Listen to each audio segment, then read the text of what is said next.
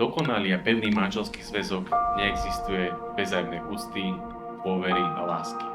Preto si vážte jeden druhého, majte sa vždy radi.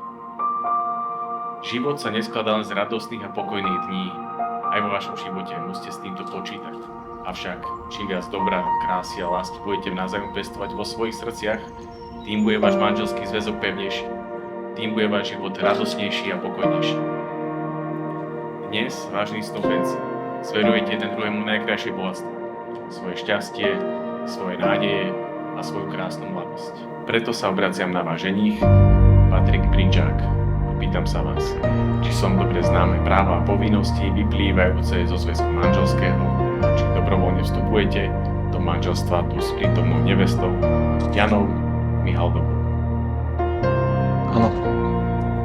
Preto sa obraciam na vás, nevesta Jana Mihaldová. Pýtam sa vás, či som dobre známe práva a povinnosti vyplývajúce zo zväzku manželského, a či dobrovoľne vstupujete do manželstva tu s prítomným ženíchom Patrikom Brinžákom.